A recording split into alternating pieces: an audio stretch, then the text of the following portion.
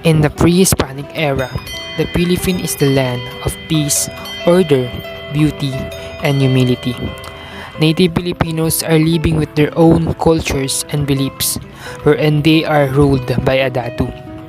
Their simple and bountiful life inside the community manifests to their smiles. The freedom is truly felt by everyone.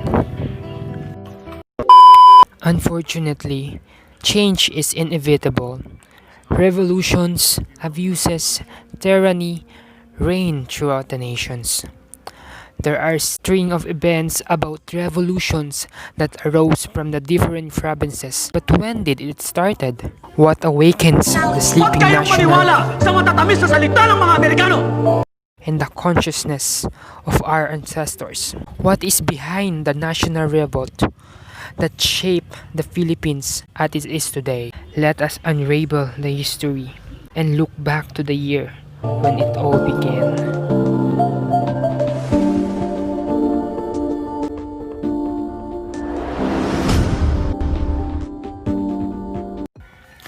The propaganda movement.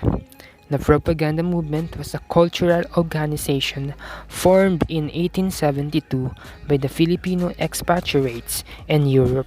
This movement is composed of the Filipino elite called ilustrados, exiled liberals, and the students attending Europe's universities gravitated to the movement.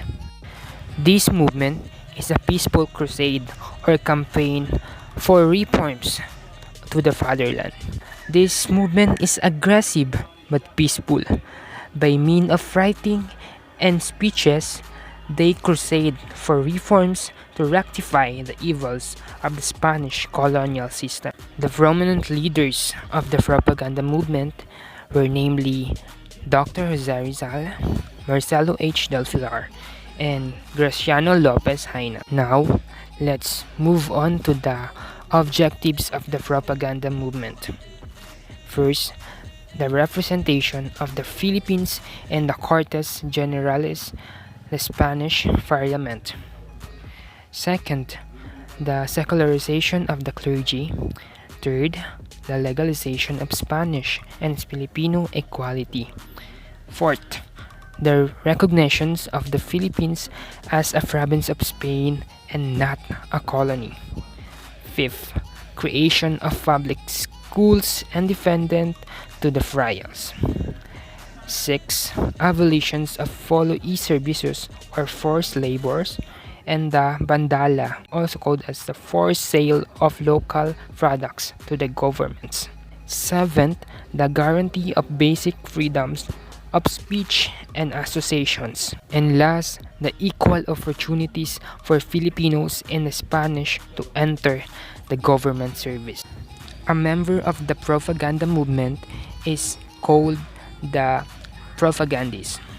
So the list of these propagandists include the names of Dr. Jose Rizal, Graciano Lopez Haina, Marcelo H. Del Pilar, Jose Maria Panganiban, Mariano Ponce, and the following.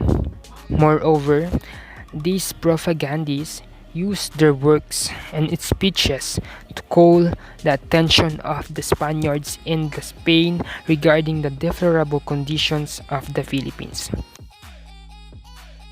What I have learned in this particular topic. Aside from the knowledge about propaganda movement, the definition of the movement, and who are the members of this movement, I have also learned to appreciate and love my own identity and country even more.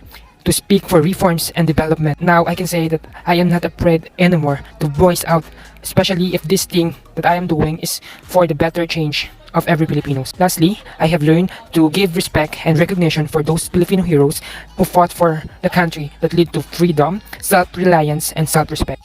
Why life and works of Rizal is still relevant today.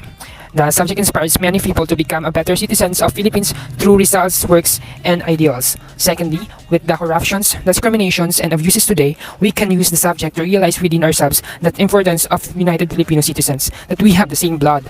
We should not be greedy and selfish to one another.